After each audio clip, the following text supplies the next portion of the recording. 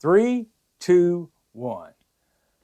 Broadcasting tape delayed from the FBI headquarters in Washington, D.C., where sports gambling is our topic of the day.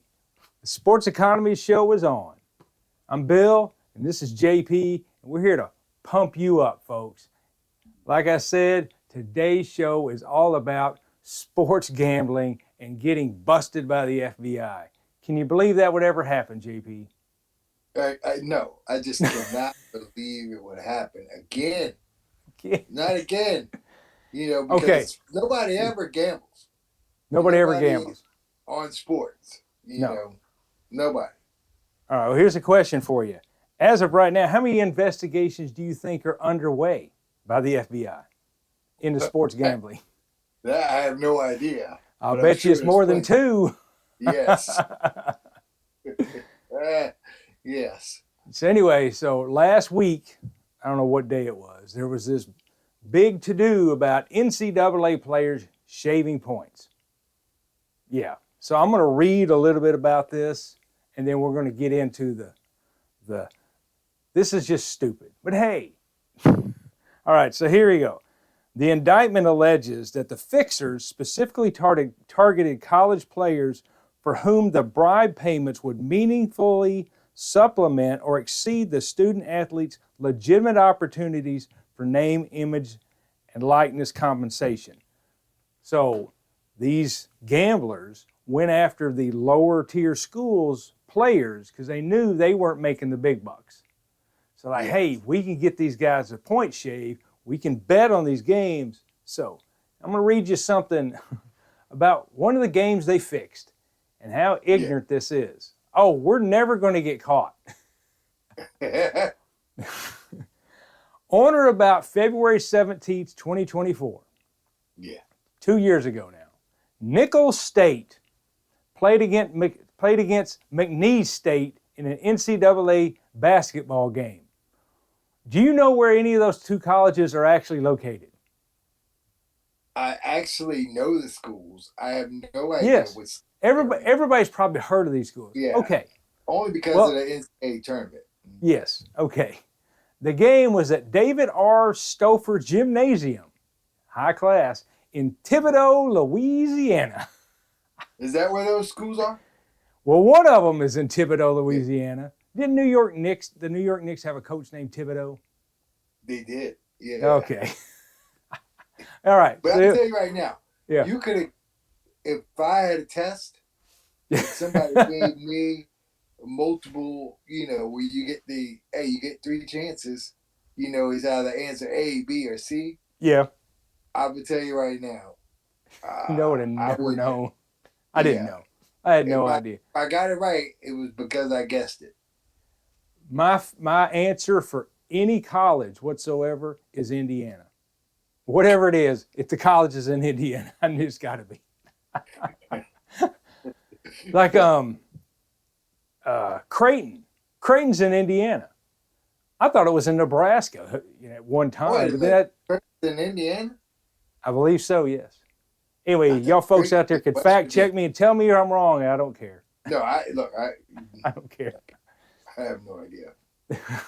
All right, so let me get back to the gymnasium in Thibodaux, Louisiana. Yeah. McNeese State was favored to win the game by 12 points at sports books throughout the United States and elsewhere. Before the game, the fixers, including the defendants, I'm not going to mention their names because they're innocent until proven guilty, but the fixers, we know they're guilty. Yeah. And others, they were using proxy bettors, placed wagers with numerous sports books totaling at least $100,000 on McNeese State. Okay. All right. On McNeese State. Yes. All right. So let me draw the picture for you. You got two schools. Nobody knows where they're at. They're playing in a gymnasium in Thibodaux, Louisiana. And for some reason, there's $100,000 bet on a random Tuesday night game of two schools in the Horizon Conference. You don't think that would throw any flags? I would bet that if you combine the students enrolled in both of those schools, yeah, and then included their family members of each of these students. Including the There may family not members. still be 100,000 people who know about those schools, and $100,000 was bet on this one game on a random, what was it, Tuesday night? It's February 17th, 24th. It's probably a Tuesday night. Could have been a Thursday, whatever it is. You know. Yeah. Yeah, Well, here's that's what right. I do know. The FBI is not stupid. Yeah. Well, what they They're, do is that these gambling houses, and we've discussed this before, they have people watching all these bets that go on. And when they see some crazy number show up, what's that about? yeah. Yeah. You know. So, all right. So, McNeese State against Nichols. Yeah, that's just one of, there were many other games that were going on. Like folks out there, there's a guy we work with. He went to Duquesne, which is in Pittsburgh. There were two of these schools that had bets placed on them that were playing against Duquesne. So two games were against Duquesne. Don't you think Duquesne probably had something going on with this too? Yeah. Yeah. Yeah. And okay, so for like we know what we're talking about when it comes to gambling, because when it comes to what we usually talk about on this podcast, gambling is a prevalent topic for us. Yes. Right. Yeah. But for those who may not understand what is really going on, so when they say point shaving, usually what happens is they get college athletes to be involved in a ring, and usually what they do is they find, in this case, the first case that you were talking about with McNeese State, they got the teams that are favored, right? And as long as they don't, win by as many points as they are predicted to win by, it's called the point spread. Right. That's right. That is the point spread, right? So they manipulate the point spread. They do certain things to avoid that whatever side they're on. Yeah. To win the bet, right? Normally, what they do is they find people from the teams that are not favored, right?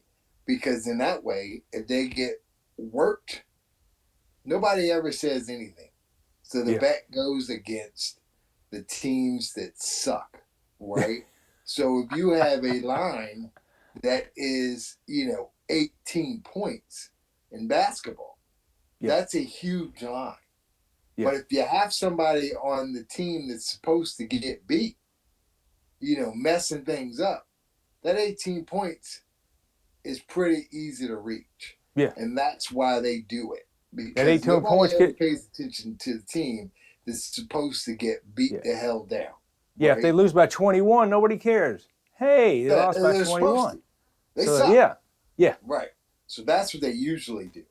So, but what is the big problem now is with online betting, there's so many other ways for, people to bet and, bet on things for people to manipulate.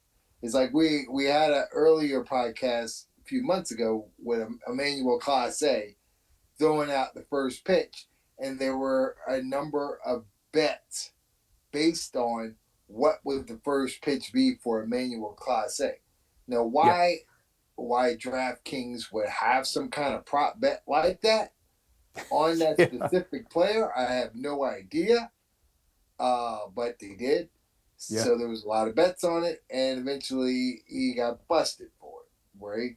Yeah. So it didn't help that he did not even come close to the plate each time this happened, and But that's. Go ahead. What the main problem is these people are betting so much money on these weird games or weird prop bets. That's how they get busted. Right. Because they're like, hey, we can make a big score. And this is what goes on. So, I was discussing this guy we work with who went to Duquesne. He's an older gentleman, about my age. Yeah. Yeah, And we're he skewing old. yeah, and he has this fantasy about the integrity of sports. So I said, Yeah. look, man, this has gone out the window. I said, this has nothing to do with sports. The sports books are losing money, so they get the FBI involved to get this figured out because they're not into losing money. So No. people go to jail for stealing money from the sports books.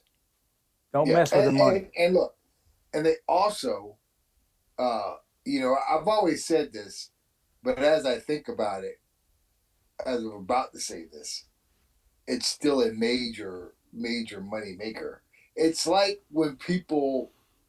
uh, when you think of live sports are the biggest, uh, you know, it's basically like a live soap opera in front of you, except you Yes, don't know what the results are, right? And that's one of the things that draws live sports to so many people because they tune into it, and even if the team is favored, you still don't know what the results are going to be, so you watch it to find out what's going to happen, yeah, right? But if people start to question if the sport is on the up and up, eventually people will not watch it. It's the one thing that can always take down a sport. People used to, well before we were alive, the biggest sport out there was boxing, right? yeah, People would watch boxing. It was the major thing.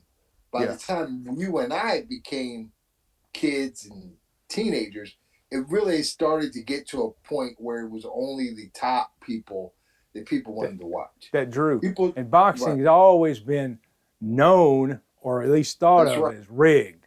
That's right. Yeah, So I look. I know there's other factors like the violence. People, as cultures change, people aren't as crazy about the violence, watching the blood and all that stuff. I get that. But one of the things that really hurt them was one, they expanded too much to a yeah, point where they made people pay for stuff that they really didn't care about enough. And yeah, two, it was the integrity. Like a lot of people felt like they were paying for these big fights, and they were just rigged fights for guys who couldn't beat a flea compared to the champion, and they would charge all this money for people to watch these yeah, fights. Don King and them, and Mike Tyson would go out there and knock them out in a round. yeah, So it got to a point where people were just like, yeah, there's nothing there. So once people get to a point where they get that in their head, where they think this sport is not on the up and up, it yeah, really does hurt. It does hurt the sport, yeah. But the major sports, baseball, basketball, and football, NFL, college, those sports are pretty much secure right now. But you don't want that to get to a point where people actually start to question Yeah. because of gambling.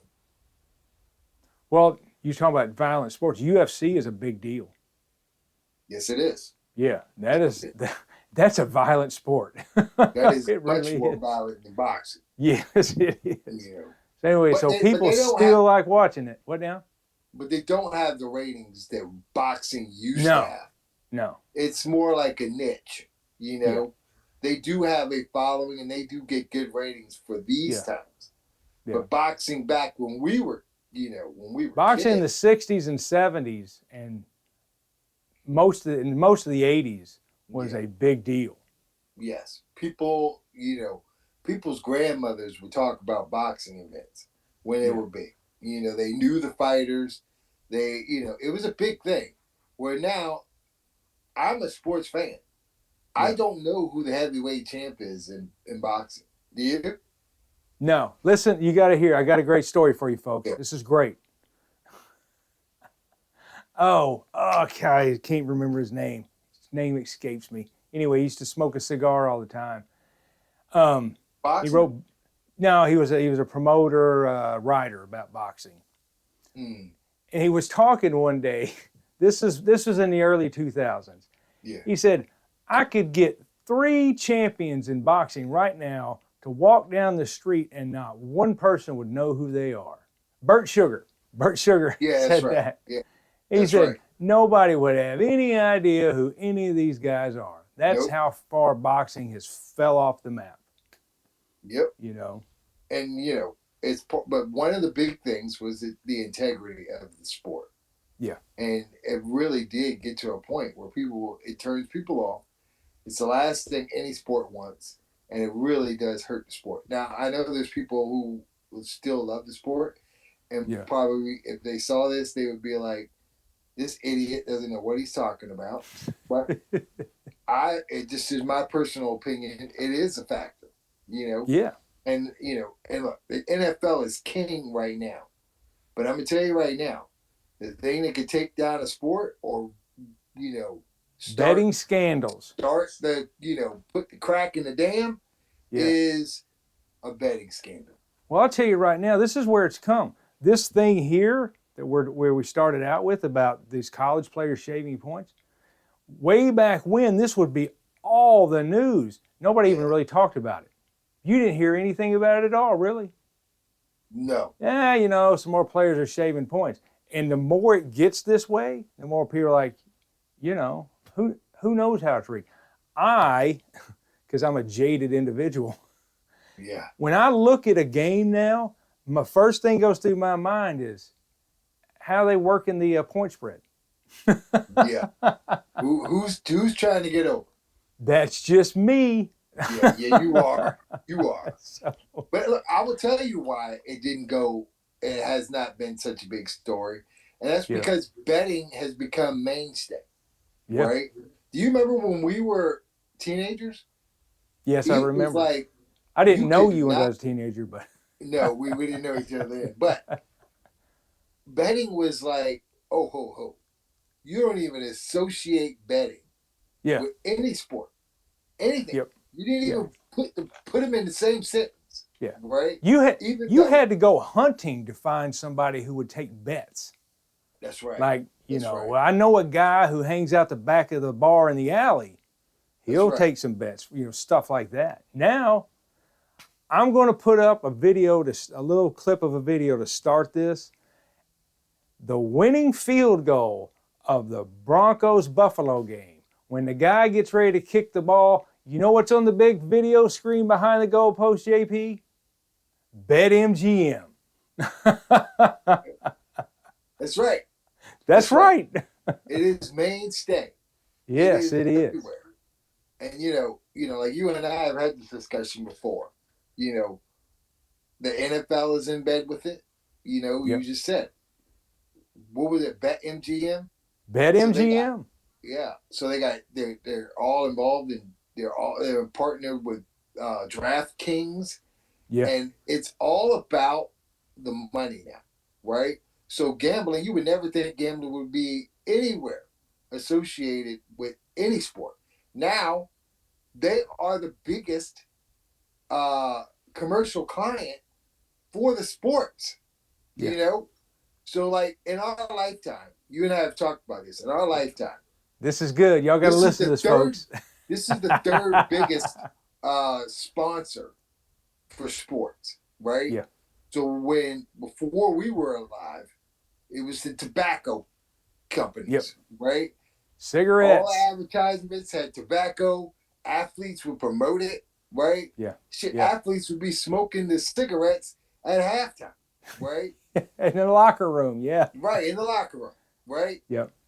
Then somewhere down the line, someone's like, hey, smoking kills you, right? Yeah. So what did they do? They said, oh, we can only promote smoking in print magazines, right? Yes. No more TV. Then all of a sudden, alcohol became the thing. Beer was the biggest. Beer ads in the 70s. Right. Every beer brand ran commercials over and over and over, right? Yeah. And generations of alcoholics were probably developed because of that, right? Hey, watch your favorite sporting event and drink Budweiser. Drink Miller beer. Lite. That's all. Whatever it is. That's right. Yeah. So now, beer commercials, they're still there. but they're Oh, yeah. not as prevalent as they used to be. And now here comes the betting angle, right? Yeah. Every commercial break, you can't go a commercial break without seeing DraftKings Yeah. or FanDuel or GMG. What is BetGM? BetMGM. Yeah. That's right. You cannot go a commercial break without one. Or watching LeBron and what's his name promote some sort of LeBron game. and Kevin Hart. Yeah, that's right, Kevin Hart. Shit. You know, just talking about dumb stuff. But Yeah. because they talk, but nobody ever thinks about it because it's LeBron and Kevin Hart. But they're promoting DraftKings. Yeah. You know? But all that to say, those three are probably the biggest sports sponsors. And the one thing they have in common is that they can all kill you. And They'll all kill you. You don't think that you can die from gambling. You let yourself get too far behind and see what happens. That's right. Yeah. You better believe there's someone out there who literally had to tell his missus, you know, I thought I had a winner. There was no way I could lose. There's no way I could lose. We're going to lose the house. And be like, you know what else you're going to lose? Go to sleep tonight. That's what the missus is saying. Go to sleep tonight. You know what else you're going to lose? Your breath. You know, you better believe. I don't care what anybody says. You know, well, back in the day, if you made a big bet and you couldn't pay it off, you know, Johnny Big Hands would just come to see you. Now, it's other ways. It's every way your life can be affected tremendously. And of the three, folks, gambling will put you under the bridge faster. That's right. You will be living under that bridge faster than any of them with gambling. That's right. And that's banned down by the river that you borrowed or something. Yeah, that's right. Yeah. Because I mean, man. You can lose a lot of money fast in gambling. So there you go. Well, that's all I got for today. You got anything else? No, that's all I got, man.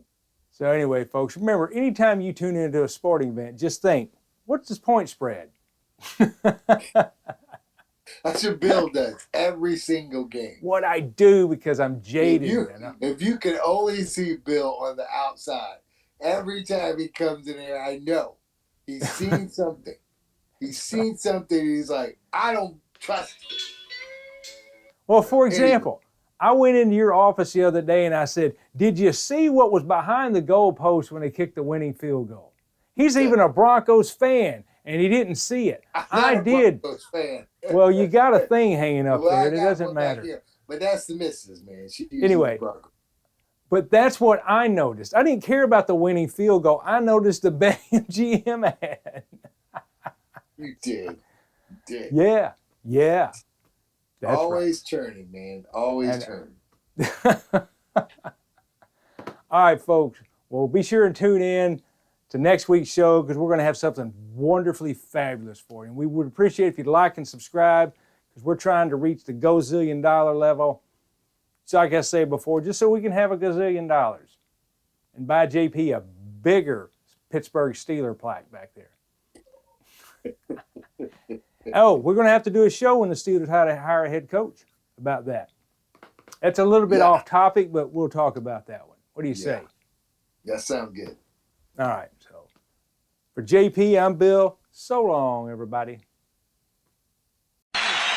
So long, everybody. Y'all come back now. Here. Championship game. Here it is.